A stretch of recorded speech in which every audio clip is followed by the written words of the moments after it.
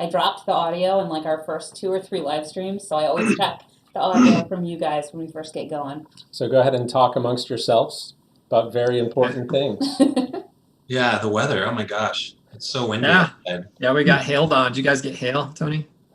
Where was it? My kids asked me, it was hailing, I guess. I was in Snoqualmie, and when I got back, they asked me if I saw the hail, and I didn't. I guess it was pounding. It was, yeah. We had a big tree fall actually today just from the wind. So at your house, your property? Yeah, it was a neighbor's tree, but landed in our yard, so we got to go deal with that right after this. Are you gonna get a chainsaw? Well, I luckily my wife gave me a chainsaw for Christmas, and it's like the tiniest chainsaw you can buy. It's like 12 inches long, battery powered. Little tiny. It can cut like a small, like 3-inch Christmas tree. Yeah, like a birthday cake, maybe. Yeah, right. This is like my grandma. Jason knew Jason was in construction, and she'd always give him these little tiny tool sets with like tiny screwdrivers. And you know what though? You will use those more often than your big set of screwdrivers you've got in the shop. You've got that little pink flower hammer that's in the drawer. We have that. That thing gets more use than any tool I've got. It's true. Like, yeah. How many times do your kids need that little screwdriver to like open up a car or exactly? Yeah. Or cut a birthday cake. I don't know. Or cut a birthday cake. Yeah. Why not? Yeah. We all ready to go, guys? I think we're good. Okay, let's do it. All right. Welcome to The Critical Path with Mary and Jason, a podcast about business development, company culture, and loving the place you work just a little more. So this is episode 72, and we have very special guests here from BNBuilders. We're super excited to share what it is that they're doing. We've been really looking forward to this one. Yep. So we have, in no particular order of importance, we have Brian Arnold, Chris Everist, and Tony Castillo here to share what it is that they've been up to. So guys, can we just get short introductions from you about who you are and what it is that you do? Yeah, sure. Following that order, Brian Arnold, Innovation Executive at BNB.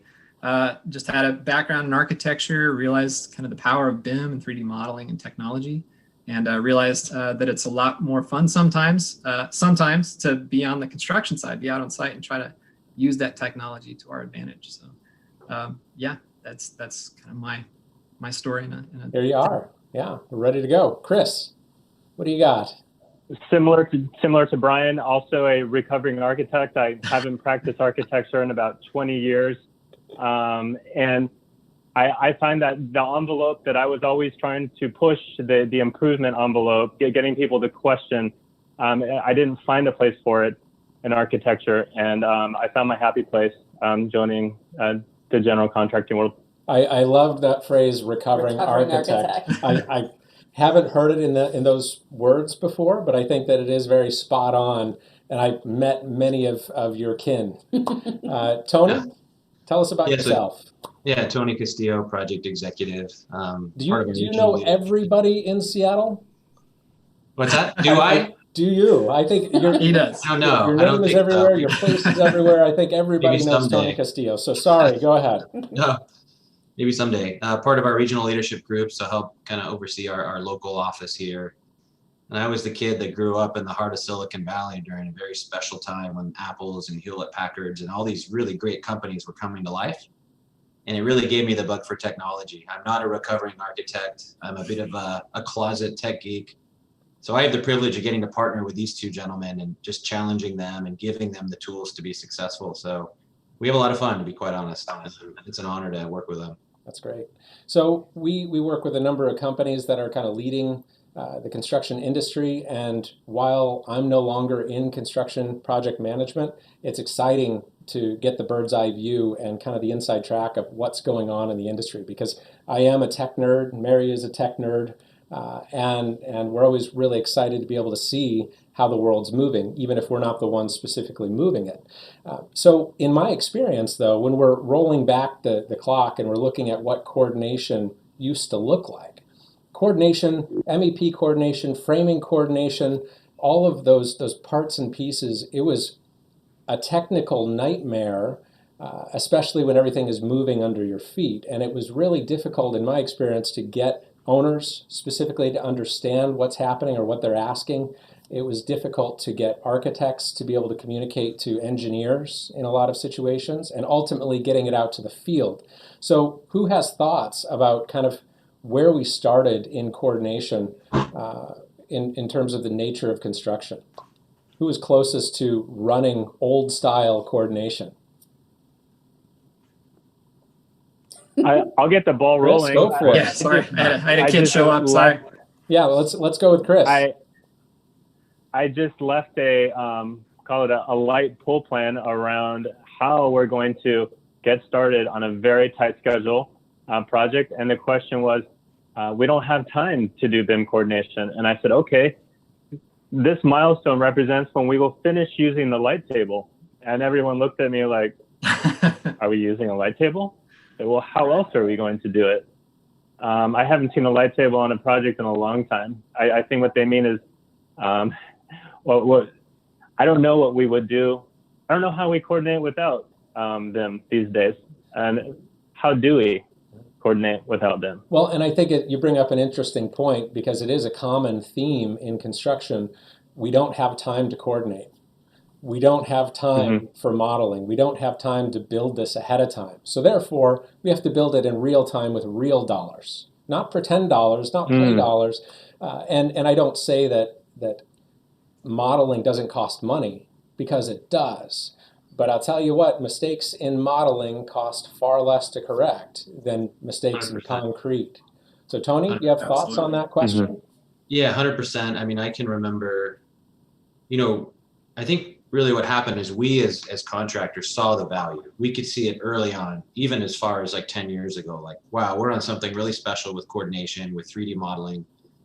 And I think it was really hard, and I get why, getting subcontractors up to speed. We were all in the same boat, them understanding it, understanding how to invest in it.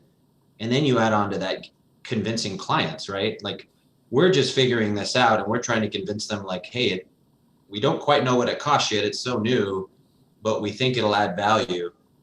So I think as products improved, it got to the point where, quite honestly, I think a lot of general contractors were so confident in the value that it added that we were discounting the service to prove to the clients, like, trust me, when you get to, we just want you to experience this with us and see this. And I think it's really taken a lot of that software getting better and just doing it. Even if the client didn't want to pay for it, we would just do it. And then seeing kind of the proof in the pudding, so to speak. Yeah, and for me, coming from the design world, I came out of school just at a time when BIM for design was really taking hold, kind of the meat of when everybody was taking it on for the first time. And I just saw this 3D workflow and all the thought that goes into the kind of massing and kind of the different parameters they're baking into this model. They all kind of die once they go into production into a PDF set, and then becomes a whole paper workflow that just seemed to lose so much intelligence. Just seemed to just fly out of the realm of the industry once it hits that point. And I just saw that as kind of a missed opportunity. And to spot those contractors who were able to tap into that was really eye-opening for me.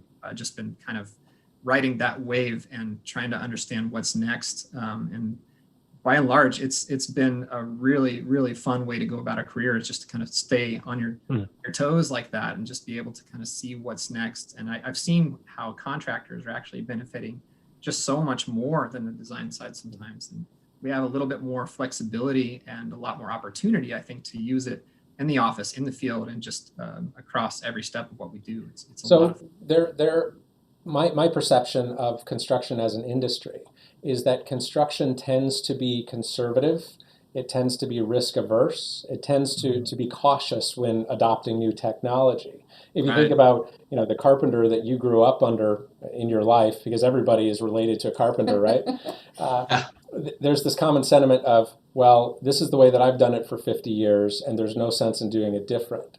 And we are, as an industry, kind of under the thumb of that thought. And at this point in time, we're really starting to push the envelope forward. We're really starting to, as an industry, start to drive our own conversations. And it gets me really excited. Many owners they can be reluctant to take the risk and try out this new technology. They don't necessarily understand the value proposition.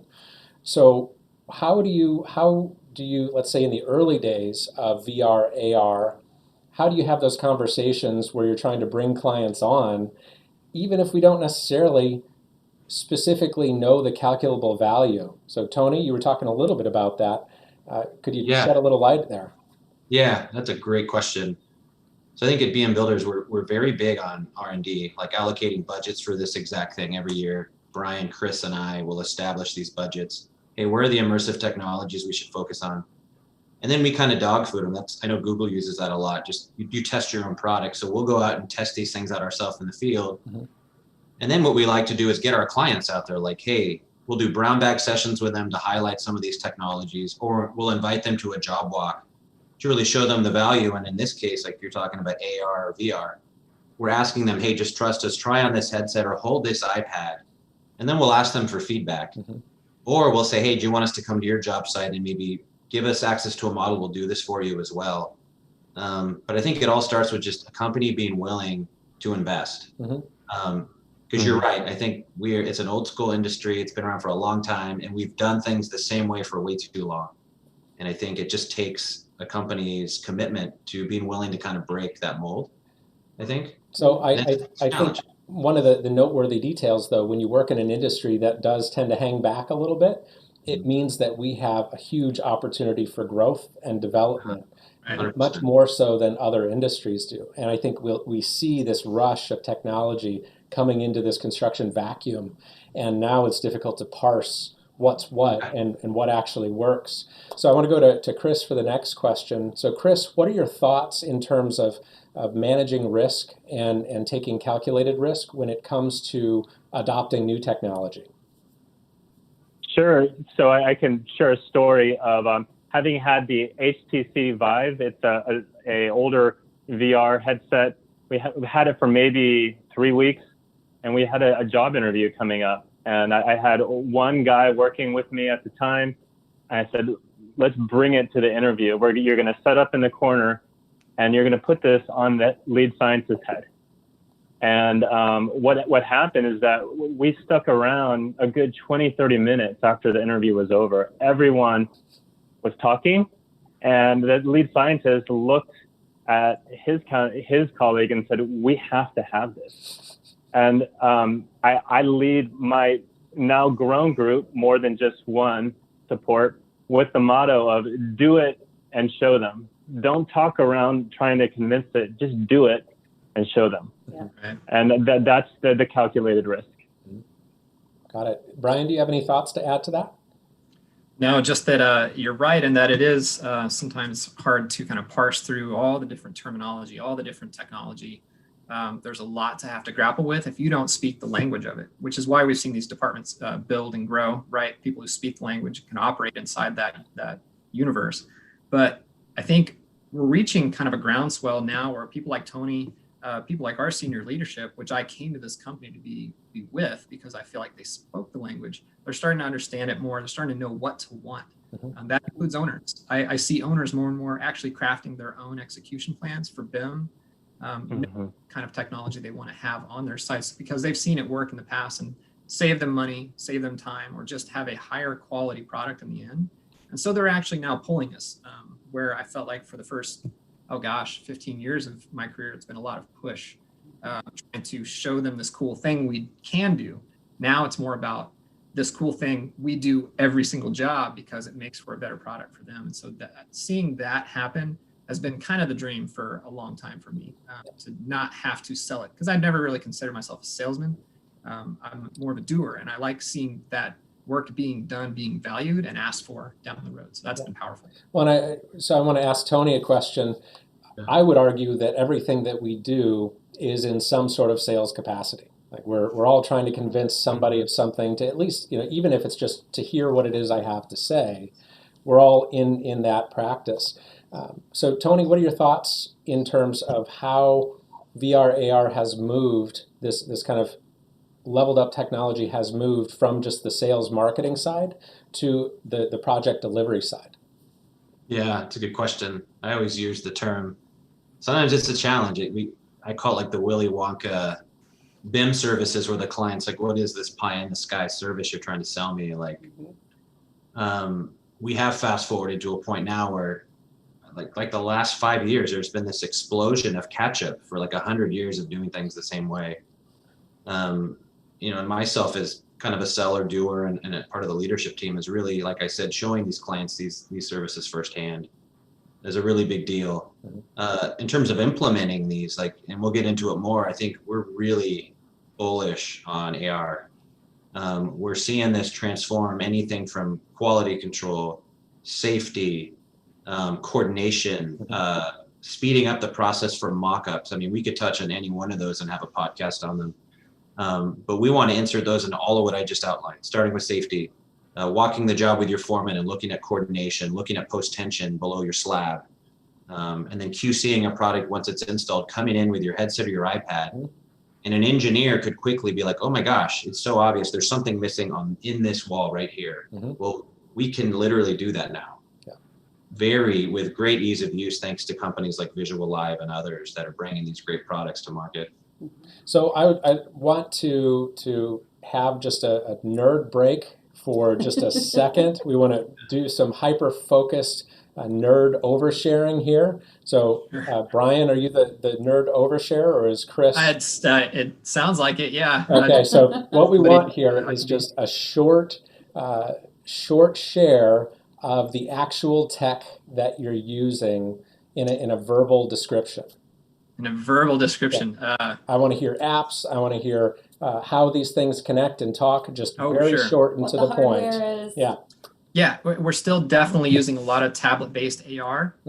Something that's just it's been around for 5 years or so, and people have gotten used to it. Everybody's got 20 seconds left.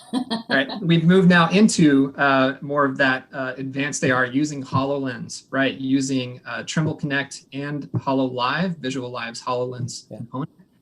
Using those tools, which are now making us ask ourselves, what else can we do with this tool that exists, which is usually not the problem. So. That's great. That's great. So, Brian, do you want to cue up a short video for us so all of the people waiting with bated breath can see a little bit about what you're doing? Let's start seeing some actual AR stuff. And you did great under pressure, by the way.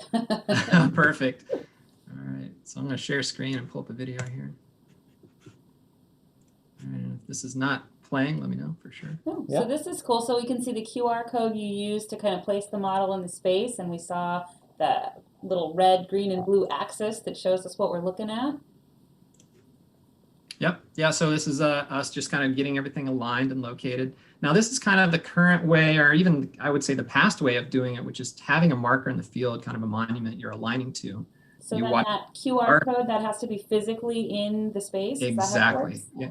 And you want to measure that and make sure it's in the right spot, aligned to where you've actually put a virtual version in the model. Once you have that, you're pretty much aligned with the old technology, the tablets and kind of their limitations. They have one camera, and that's basically like walking around with one eyeball open. And so it's not as, I guess, conducive to like depth perception. It doesn't allow you to feel good about the location of the model within the space. And so this is the captured video actually inside of the HoloLens. Right. Yeah. So you're actually looking at a capture of what they were seeing through the goggles themselves. They're able to do that pretty easily. In fact, there's ways now that we can actually host meetings through the goggles. Somebody can be out on site and actually sharing via Teams, since it is a Microsoft product. It's actually a great way to do things like a virtual box walk. Maybe you can walk around a space that's got stud framing up, but we haven't run the electrical yet. We haven't done the boxes. We can see where the boxes are going to be. Or you can just kind of walk around a space that hasn't even been designed yet. You can show the shell, and people can kind of see the possibilities for a space before architects even put pencil to paper. But these new devices, the HoloLens especially, has 2 infrared sensors. It's got a depth of field sensor. It's got its camera. It's got a whole variety of things. It's like a spider vision. It can actually kind of tell where it is a little more. And so what you're seeing is people like Visual Live and others, Trimble Connect both, they're moving more towards reality capture version of that location. So it'll actually kind of scan the space. It's not a laser scan, but it is pretty close. It'll look for perpendicular surfaces. It'll look for certain elements that are common between the physical space you're in and the model version that you have in your system. And so it'll align those for you. So that's a game changer, because you can imagine trying to go around and post these QR codes up everywhere. The old technology, you'll have things like model drift, where if you walk away from that QR code, the model will start to separate from the reality just a little bit. With every step, it's just a percentage, right? Maybe it's 1%, 5% of the distance, but it gives you a little bit of insecurity over what you're seeing, and is that in the right space? And so things like laying out an embed or a sleeve or something like that weren't even possibilities before. We're starting to want to experiment a little more and actually get out there in the field and try doing the actually daily activities that we would normally do, but with the AR system, instead of trying to go through shop drawings out in the rain or other drawings, even on an iPad, trying to flip through the different files. You can actually just walk around with your embed model, with your actual embeds in hand, place them, and secure them for somebody to come through later and pour the concrete around. So that's something we want to see happen more. It's definitely taking a lot to get people comfortable, but so far so good. We're seeing some pretty precise alignments out there in the field. So I can definitely see a situation where architects, interior designers, owners would just be over the moon in having this technology available for visualizing things like even furniture layout, but box walk coordination, device coordination, and I would love to hear your thoughts, Tony, on what this would do to change management. Yeah, that's a great, I mean, gosh, you nailed it. So I'm thinking of recently, we've done this with some of our clients. Well, way ahead, we're in like an SD level or early DD stage, and we're wanting to spatially feel a prototype for a kitchen. So now, like you just said, I mean, with change management, so we can immerse them with this technology. They can feel like they're physically walking in that kitchen, and they can actually be like, oh my gosh, like the clearance here is not what our chef wants. Like, I'm so glad we did this. This would have been a change. Or I really wish we'd have our pizza oven over here. This actually didn't make sense the way we drew it or conceptualized it. I mean, you nailed it, Jason. That in itself right there would have been a change.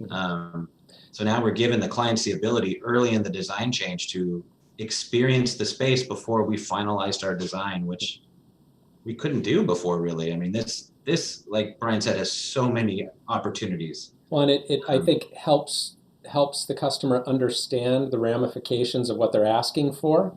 Yeah. It helps to prevent unnecessary changes, and Right. and helps to communicate the gravity of the changes that they're asking for. So, Chris, I want to hear from you your thoughts on what future building engineers would think about having this kind of visibility of what kind of building they're going to inherit. Sure, I can share an example of a clean room that I recently finished coordinating with my trade contractors.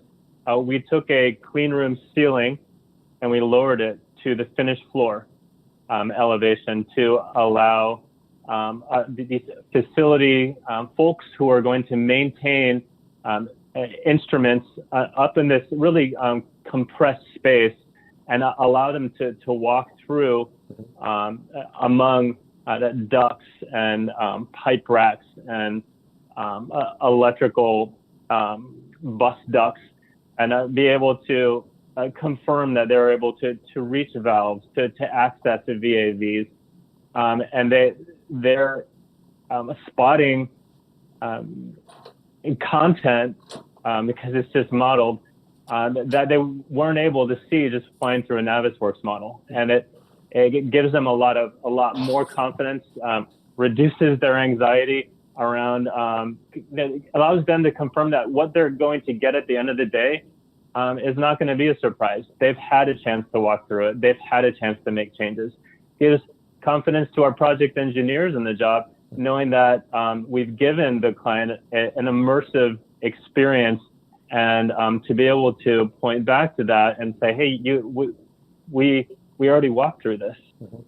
So overall, it gives the whole team a lot more confidence. The element of surprise is lessened. Got it. So I think we can cut the video, Brian.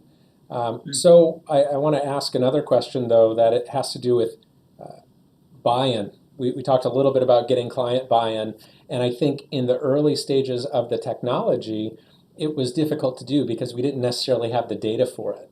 But from what I'm seeing and what I'm aware of, it sounds like more and more we are getting access to the data. We do have case studies. We do have situations where we can say, this is what we're doing on this project. Is this a service that you would like to explore for your upcoming project? So Brian, do you have any sense of how that can help get clients and get architects more comfortable with the technology? Sure. I think to some degree you want to draw them in with the fun, right? You want to start there and like let them just enjoy the design process, right? Nobody wants to go into having someone design a space for them feel like it's a chore. So if we can step in, or an architect has this technology, can step in and provide that kind of immersive experience that Chris was talking about, I think that's a huge step. And that enables us to kind of be sneaky about getting them comfortable using the technology. Once that is there, they start to want to lean on it. They want to have their own device. They want to be able to go out on their own time. That enables them to then step into any process using that interface. And that's what we want. We want them to be able to tackle any challenge that they come across, or that we come across as a team, using a platform that speaks their language. And that is never going to be, in my mind, a 2D set of documents. So you had said something along the lines of to pull them in, to make it interesting, to make it entertaining. One of our mantras at Arcade is we don't grow up, we just get bigger.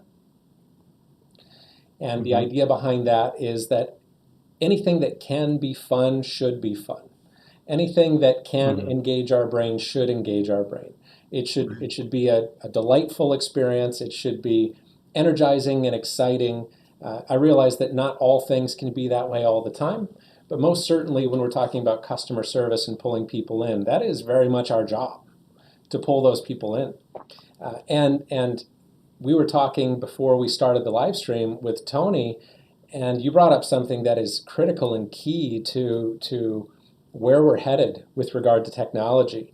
So talk to me about the importance of the newest generations coming out of school as it relates to the tech. Because when you see all of these well-coordinated drawings and this walkthrough experience, it looks very, let's say, construction Willy Wonka, and it's very easy and it feels effortless to kind of walk through and explore this space. But it actually requires a whole heck of a lot of engineering in the background to make sure that everything is properly coordinated and running smooth. So Tony, what's your perspective on the tech and the level of talent that we need, or the type of talent that we need, in order to keep that fired up? Yeah, really good questions, Jason. My perspective on the tech, I think, as we've kind of been saying, is it's here. And there are more options coming to market. Like Brian alluded to, it's here in the sense that it used to kind of be here, but it just didn't quite work. We talked about that lag. You'd walk a space, and this is what would turn a client off. They'd try to experience this a couple years prior, and the model would not be in the right alignment. And once that happens, you've lost them. So now we're in the position where that's not happening. And to see the expression, like Chris was saying, when his client put on that headset and took 20, 30 minutes experiencing that, I mean, that tells you the products are here.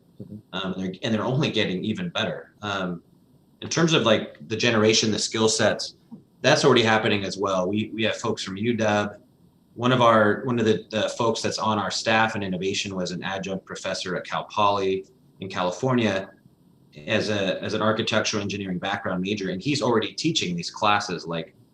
So I guess where I'm going is there's a lot of students already coming out of school with this experience and ability, whereas the three of us here at BNB, we had to learn this postgraduate, right? On the fly, trying out products and going through the failures and the headaches. But fortunately, this next generation, they're coming out equipped, which is pretty exciting. I think it's just going to continue to fast forward our progress.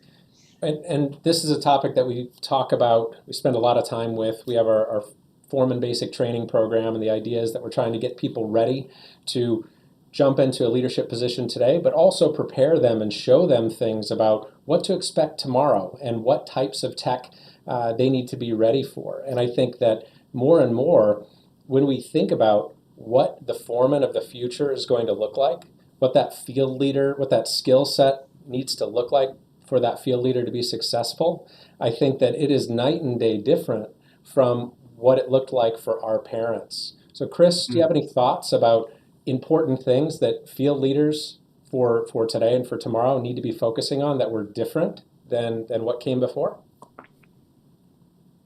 I think I put a high value on knowing what right questions to ask instead of pushing, pulling, well, really mining for problems. I always tell my team, or ask my team rather, to that look for the problems, because that's where the solutions are going to fall into. You don't sniff for a solution, don't sniff for the tech, but really look for the problem that the tech is going to solve, and that the tech will present itself. I think did that answer your question? Yeah, Maybe. yeah, I think that's fine. And I think that the focal point is just making sure that what a foreman looks like moving forward, stepping forward into the future, is that those field leaders do need to have tech as a core concentration.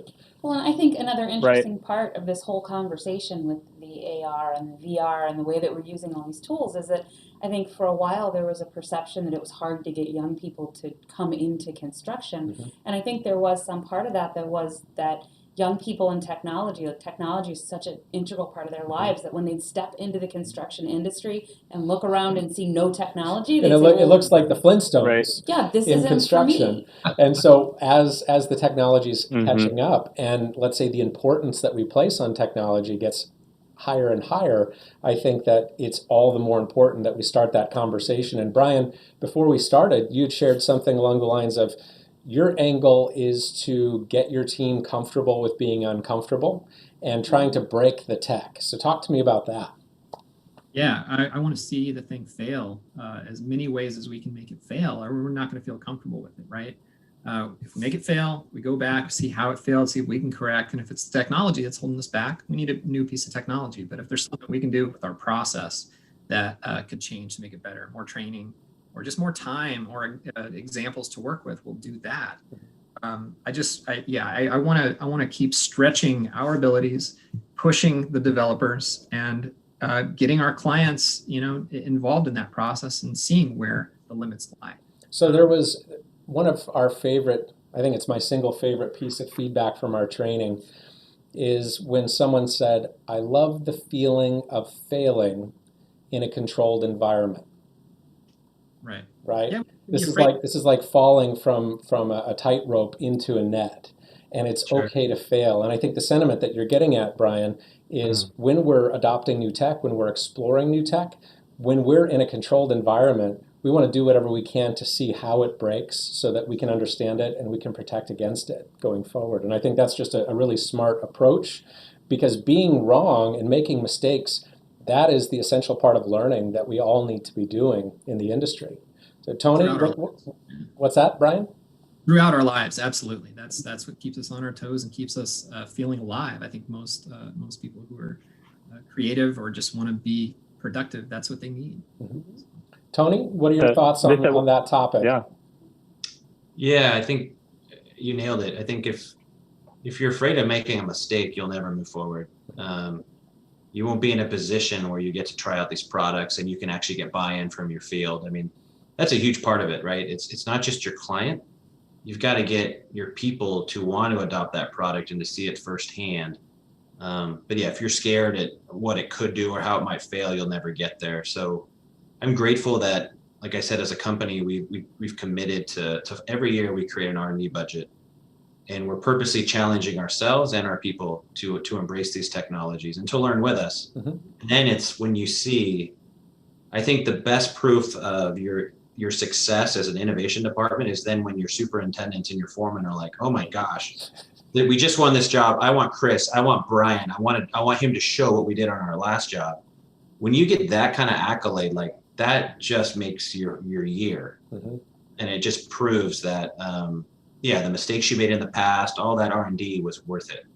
Well, that's finally seeing the value. When we're talking about trying to move the needle of change and technology in construction, we are talking about the foreman and we are talking about the superintendents.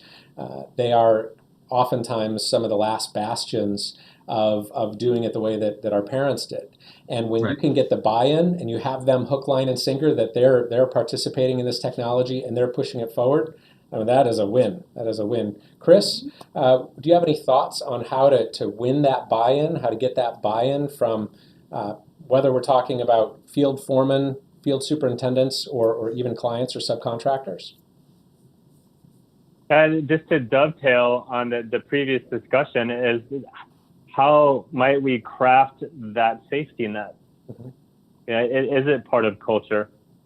And I think that is crafting that safety net is pivotal in getting the buy-in, getting everyone to feel safe with failing, setting some short, achievable milestones to win quickly, fail quickly, so we can iterate faster, and ultimately getting everyone to feel like it's their idea.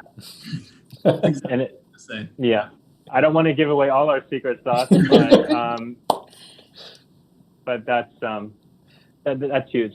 Well, and you say give away our secrets, but I think the important part there is that I see construction and I see the industry as a big family, and we're only going to be as strong as our ability to play. How we convince our teams and bring them on board kind of tactically. I would share everything, and at the end of the day, let's play a good, clean game, and let's see how it goes. Yeah. Because it's going to come down to our preparation. It's going to come down to our synergy and how we work together. Because there will always be new challenges thrown our way. Brian? I love that. Oh, no, just piling on to Chris's comment. Just I like showing the technology, showing what it can do, giving them faith in the accuracy, things like that, and letting the field see that and come to their own conclusions and be excited about the possibilities. And that's where Chris bringing up the idea of making it think like it's their idea. We may have an inkling of what we think they can do, but they've got to come to the table. We can't push them to the table. And so anything you're trying to push out to the field sometimes is maybe a misguided way of going about it. It's about pulling people in by showing the possibilities. So Brian, if you could go ahead and queue up another video. I want to walk through something. Before we go to the video though, Brian, I know you also have the hard hat with the headset. Oh, yeah. Oh, yeah. So this is our latest model that we've been using out in the field. Let's see if I can show this accurately. This is the HoloLens with a Trimble XR10 attachment. And so the reason we've been using this device in particular right now, and we see it evolving in the future, is that the HoloLens as a standalone device isn't really crafted for the industry. It's crafted for gaming. It's crafted for all sorts of stuff that might not have anything to do with us. And so it doesn't have a hard hat, for instance. That's the obvious one. So this has kind of an integrated hard hat. They've actually taken apart the HoloLens 2 and attached it kind of in a more secure fashion to the hard hat. So that's step one. I think the other thing is sound out on a job site. It's a very important safety aspect to be able to hear your surroundings, right? Mm-hmm. And so if you're in on a job site, there's a lot of loud noise, you have ear protection in, you're obviously not going to hear what the device is trying to tell you if you're having a video conference or something like that. But what they've done is they've taken the speakers off the HoloLens 2 and replaced it with a bone conductive sound system. I'm not sure if we can get that kind of close. That little square right there actually contacts with the back of your skull. So you can actually hear through your bone, which is kind of cool. I've seen that technology around, but I've never really felt like buying a pair, but this is my first experience with it. And it's new. It's not something that I think a lot of people are comfortable with. It's a weird sound quality. But it's a thought level that we're really excited about that the device makers are putting into the equipment. In addition, it flips up, so that's really handy. You know, the HoloLens 2 itself does as well, but if you have the attachment for the hard hat, it's not exactly fluid. So this makes it pretty easy to just rely on your safety glasses and just be another guy on site with a hard hat, just a wacky looking hard hat. So yeah, it's just the devices are coming along, the software is coming along, and this is definitely the latest iteration that we're comfortable with on site. That's great. So do you have to wear safety glasses? So those are that lens is not safety rated, I'm assuming. I think these are actually safety rated. I think they're I think it's ANSI certified, but I want to double check on that and certainly not put me on that. But you're going to be flipping it up enough to just get the screen part out of your field of vision that you were going to want to have safety glasses as well. So we require that as well. We also require somebody to be with you, because you're obviously focusing on something that's right in front of your face, as opposed to, the 5 and 10 feet beyond you. You want to be able to be aware, because it is an immersive system. It's transparent, but you got to have some help there just to make sure you're safe. And so go ahead and cue up that video. So yeah, sure. Mary kind of led us down the road and took away my thunder. Sorry. I wanted to see it. So go ahead and cue up that video. But yes, the next question that I had to do with safety, because we're always putting safety first. We're always very conscious of the safety components and the risks that come into play with walking on an active job site. I think that there can be holes in the floor that you won't necessarily see, that could be obstructed. There could be walls that aren't there, or things that are there. Well, and even something that can be a risk, and I know we do a lot with VR. We haven't played with AR very much, but a thing can happen where if there's a table in front of you in VR, if you kind of trip, like if you skip the part of your brain that's conscious, you'll try to catch yourself on the table that's there in VR, which obviously isn't real. Yeah. So you would try to catch yourself on one of these cabinets, and of course that creates its own kind of hazard. But I think that there would be risks and hazards and safety risks with this technology that are new, that we've never seen before. So you had shared the bit, Brian, about the handler, that you have a person who accompanies you when you're moving anywhere. Right. But what other thoughts or considerations would come into play? We're not making safety proclamations here, but let's say just some general best practices of what we should be thinking about when we're using the technology on site.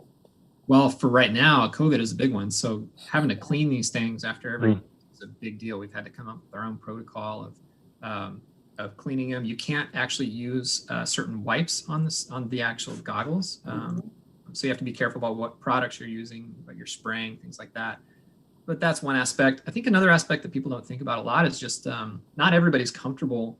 Maybe they're not gamers, grown-up gamers from childhood. They're not comfortable with the motion part of it.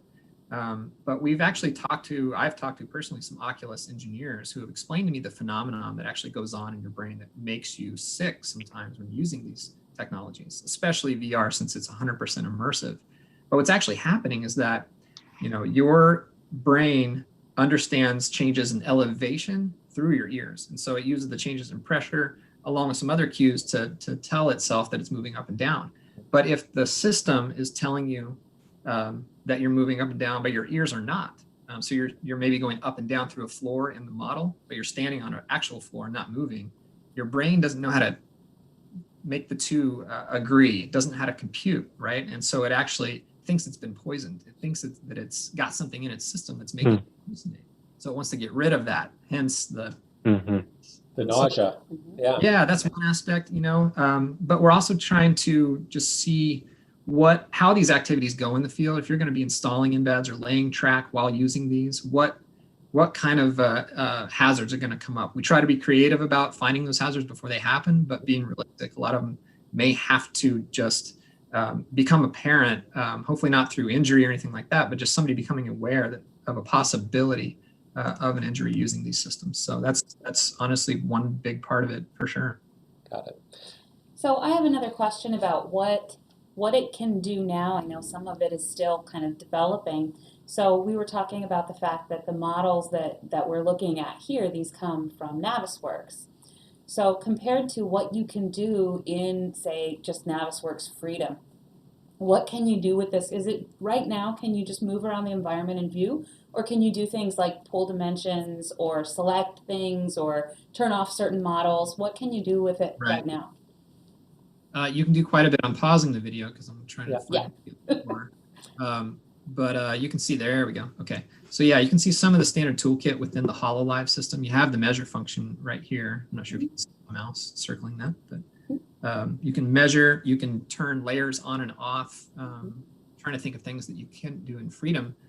You can certainly start to identify issues, take snapshots, communicate using the platform. Having Navisworks Freedom out in the field is right now challenging. A lot of times you see people put a kind of a little Joe box out there that has a big screen and a desktop, or maybe you have a laptop. It's not really conducive to field conditions.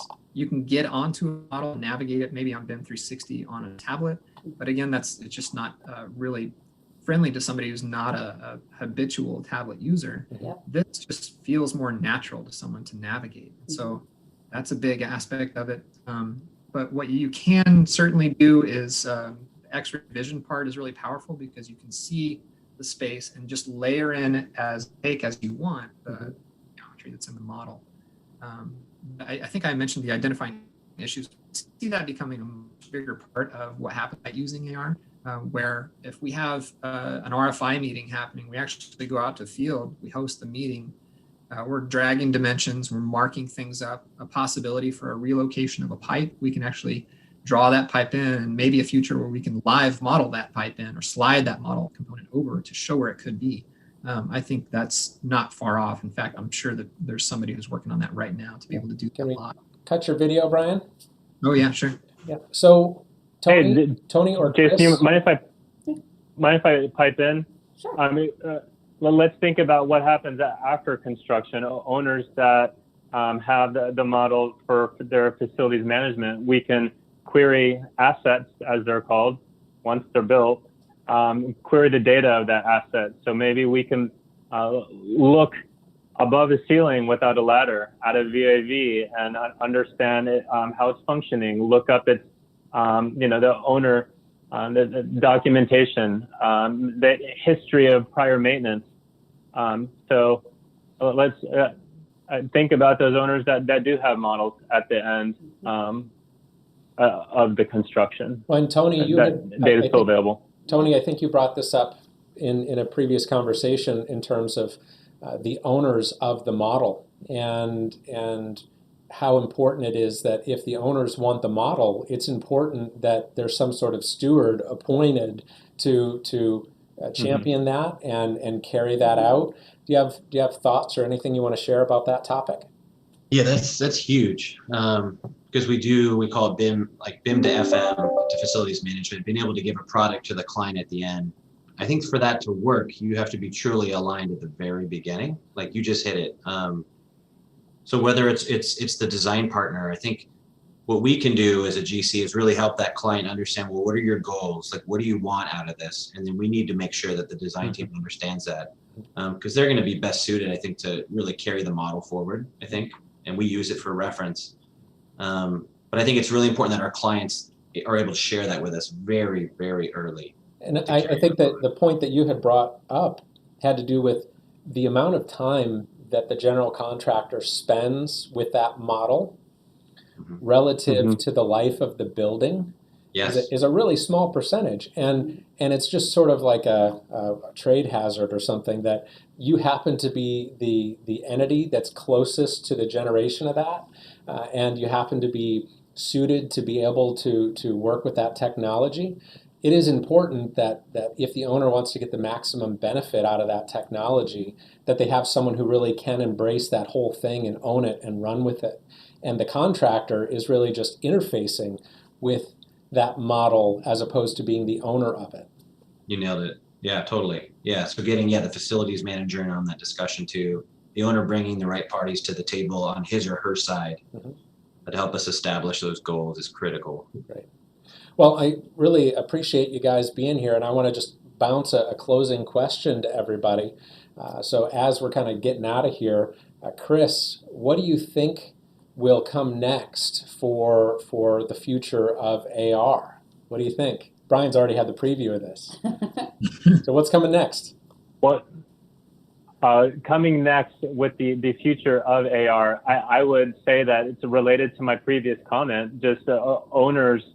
I think the next big wave is owners recognizing what you just spoke with Tony about, that they're making the investment and having their design team produce in 3D, and their contractors coordinate in 3D, and it makes sense for them to continue that investment, and especially if they're what we might call serial builders, people who are building a campus. They have a lot more to gain if they continue developing that 3D content.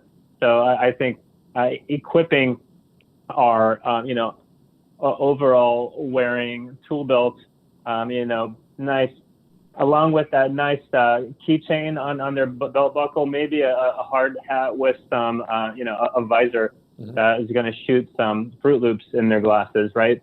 Show them, what's going on above the ceiling so they don't need a ladder, right? Well, and I think one of the big differences of construction of the future will be based on how smart the building is, based on how smart the model is, how maintainable, how accessible, how easy is it to get the information that we need to be able to do a good job of managing this building. So Brian, where do you see AR? Where do you see technology going forward? Well, I'm really interested in two tracks right now. One is the model becoming accessible to the field through AR. The other is laser scanning. And I know that you guys have talked about this quite a bit. We talk about it all the time. That technology is getting cheaper, more accurate, more accessible. We have, I don't even know how many devices we have now from Leica or Trimble or Faro, whoever, but becoming a use on every single project. There is a use for laser scanning. And so what I'm seeing happening is two technologies are going to meet at some point, and I think we're really close. I think some people are messing with it right now. I mean, some of the stuff Leica's doing with the BLK and then the RTC, and they've now got this handheld scanner that I'm curious about. It's just it's becoming really, really conducive to just a more casual interface with the technology, to have people out there just doing it, not because it's an investment they budgeted and paid for and scheduled, but because they need it that day. And so they can actually start to use it every day in their workflow, kind of on demand. And so model and laser scan joining at some point in the next 2 to 3 years. I'm interested to see the possibilities of that combination. So before we throw the last question to Tony, this is for everybody listening to the live stream. In the case that you have any last minute questions that you want to get in, go ahead and punch those in, and we'll throw some curveballs to these guys. So Tony, in your position with your vantage point, what do you see being the most important change in technology going forward? What is the thing that, let's say, if I'm going into construction, if I want to join the industry, what should I be thinking about with regards to technology that maybe would be different from my parents? Oh my gosh. I mean, I think we've been talking a lot about it. I think it's what Brian just talked about, and Chris, I think laser scanning, just being prepared to embrace that, because it's an incredible tool and it's so simple to use. Obviously, you want to have the right people. We have in-house surveyors that really help us lead the charge. But then obviously AR, which we've been talking about. As people are coming on now for the next 3 to 4 to 5 years, I think it's going to become common practice in progressive markets, like the West Coast, like seeing these tools out in the field, seeing clients or the client's consultants out in the field with their own devices, back checking us. So I would encourage those groups coming in to be open to that and just expect it. And I'd leave you with, I think for any GC out there that is looking to make this successful, it's really having people like Brian and Chris and having buy-in from leadership and operations. So I feel honored that I get to partner with these guys and kind of evangelize the service internally. I think if you can get those, you can be successful with these tools. And I think the big takeaway that we push out to our students and our classes and folks kind of coming into the industry is the art of learning how to learn. The importance of learning how to learn. This is metacognition, right? So because technology is moving so fast, because there's so much information, focusing on learning how to learn as its own discipline is something that's critically important for everybody who's coming into the industry. If you want to be successful, guess what? Learning how to learn is more valuable than learning BIM 360. Learning how to learn is more valuable than learning any single piece of software, because we're never ending, and it's just going to be something else. Another piece of software, another tool, another cool thing. Just a tool. That's right. That's right. All right. Well, we really appreciate having you guys along and sharing this cool tech with us. We'll be in touch here shortly to talk more in the future. And in the case that anybody has any questions for these guys, let me know, and I will get it to them and get it back out. Yeah, we've had a quiet group during the stream. I think they were all just like hypnotized by the AR. Or maybe it was Chris's mustache. It is hypnotizing. Epic. No, thank you for having us. Yeah, thank There you. you go. There you go. All right. Well, thanks so much for being with us, and we will see you next time. Yeah, so you can find us at www.arcadewayfinding.com. Where can folks find you at, Tony? Yeah, BNBuilders.com. All our office locations are on there and our services. And yeah, we'd love to chat with anyone who's interested to discuss further with us. Please reach out. Yeah, I think all of these guys are on LinkedIn, yes? Yeah, LinkedIn. Yeah. Absolutely. You can find us at www.thecriticalpathpodcast.com. Yeah, and you can like and subscribe and all that good stuff on whatever app you watch a podcast. And if you're listening to us and not watching the live stream or watching the YouTube video, then we did watch a lot of really cool video of the AR. So you can go check that out on our YouTube, which is at arcadewayfinding.com/YouTube. And you can see the video version too. And Chris's mustache. Yeah. So and check it out. It is serious. It's good stuff. Love it. All right. Well, we'll see you later. Yeah, watch for it. Watch for it. All right, see ya.